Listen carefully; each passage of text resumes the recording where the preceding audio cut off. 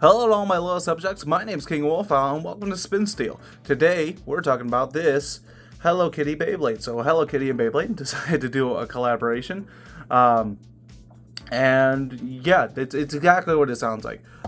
It's already been assembled, so without further ado, we're gonna head to the arena. Alright, we are down here in the arena, here in the Wolf Owl Cave.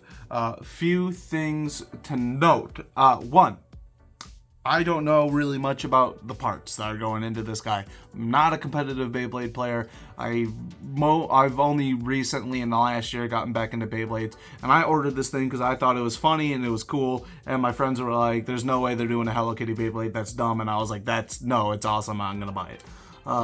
It does have 4 modes. So you see how it's like kind of pancakey, kind of condensed. It can, if you move the pieces around, be taller. And then it both does left and right spin. I'm going to be using it exclusively in the pit, like this, pancake, right spin. Because once I'm done filming this video, it's going to go on the collection shelf along with the Metal Fusion collectibles. I do have the Metal Fusion Takara Tomy launcher, the string launcher, because I completely forgot to buy a new launcher when I bought this. And after the last couple videos I recorded, I learned a few things. One, don't turn the Beyblade till the thing clicks, because you could break your launcher. 2, Takara Tomy bays need Takara Tomy launchers, Hasbro bays need Hasbro launchers, and that's why the Dragoon in a previous video was getting stuck on the launchers because I was using a Hasbro launcher. So yeah, I'll have to order some Takara Tomy launchers next time I order some Beyblades.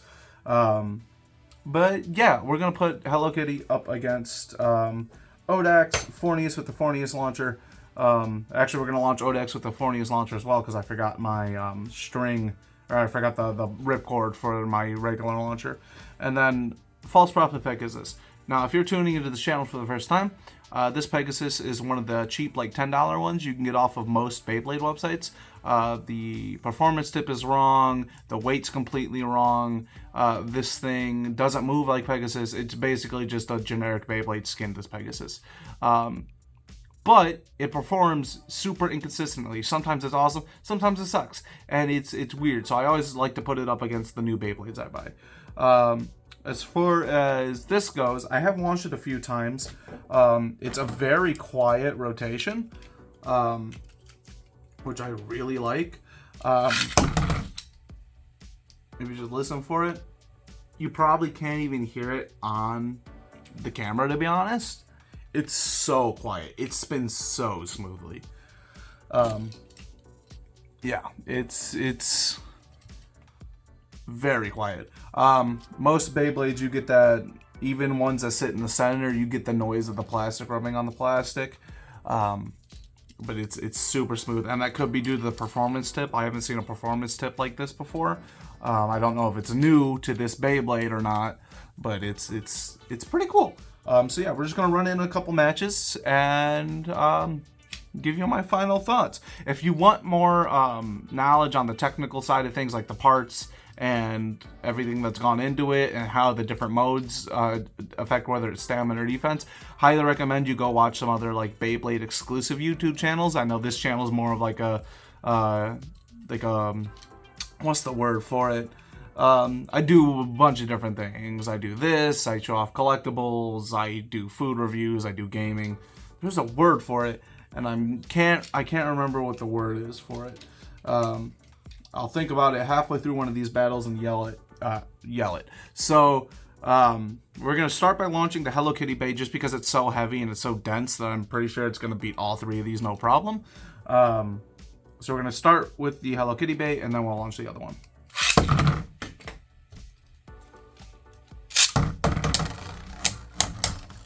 Just the size difference. The bay is so big compared to Fornius. Oh, there goes Fornius. See, now you can hear that kind of rattle. Although that's probably from it touching on the sides. Variety. There we go. It's a variety channel. Knew I was going to think of it mid-battle. Well, battle's already over. Fornius, down. Odax, I like to put things up against Odax when I buy them. Ooh, dropped it. Because it's a very small bay, but it's very deceptively strong. I don't know what part in this thing is making it so strong, but I've put it up against a lot of the bays that I buy, and it kicks butt. So I don't know what it is about it, but it's a nice. Also, I bought it for the color scheme. It looks really cool. So that didn't click at all. That didn't even lose one notch. So let it rip. Let it rip. I think one of the big issues with these Hasbro bays versus the Takara Tomy bays is a lot of times the Takara Tomy bays are bigger. Ooh. See, Odax deceptively strong, but it's going to stop too. Actually, I think that it probably did less than Fornius did, but it took a decent amount of hits, and it didn't really move towards bursting at all. I didn't even check Fornius. Fornius didn't either. So yeah, but that's still going strong. Again, didn't move it.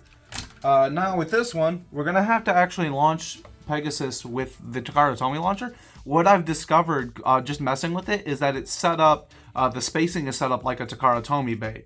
So it's uses a Takara Tomy launcher. If you see my previous videos, this kept getting stuck in launchers. The Fornius launcher, the green and orange ones, like it was just getting stuck. So yeah, I've discovered it needs to be launched with the Takara Tomy launcher, and even then, sometimes it doesn't. Yeah, it doesn't even want to. There, it doesn't want to sit on the launcher sometimes. So, woo! Again, we're gonna drop in Kitty first. Launch that maybe a little too hard. And Pegasus. Ooh, aggressive.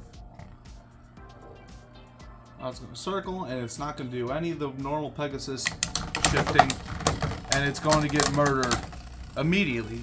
So I say about this thing being super inconsistent. I'm gonna launch it again.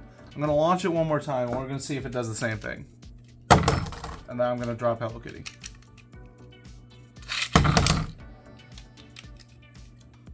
Can't get over how quiet that thing is. No, it took a completely different pattern and died immediately. Okay, yeah, that's the false Pegasus. This thing's odd. So there you go. Hello Kitty Beyblade, pretty strong in comparison to those guys. I will say in previous videos, Fornius kind of swept a lot of things, and I use Odax as a tester for a lot of different Beyblades, and it beats a lot of things. Granted, I'm mostly buying Hasbro Beyblades off eBay and when I go to the mall. So maybe I'll do a video where I show off all the ones I've bought in between episodes. But yeah, going up against these guys is no problem. I don't know how it stacks up in competitive Beyblade because I'm not a competitive Beyblader. Like I said, I would go check out some of Beyblade exclusive channels to see how it performs against other Takara Tomy bays and other competitive bays.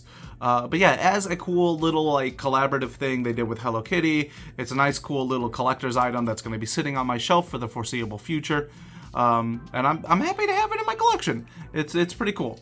So yeah, it has taken some scratches here, so it's going to go on the shelf with our Metal Fusion collector set. And then these guys can continue to get beat up by other things that I buy in the future. Thank you guys so much for watching. I hope you have a wonderful day. Be great people, and I will see you in the next video. Goodbye.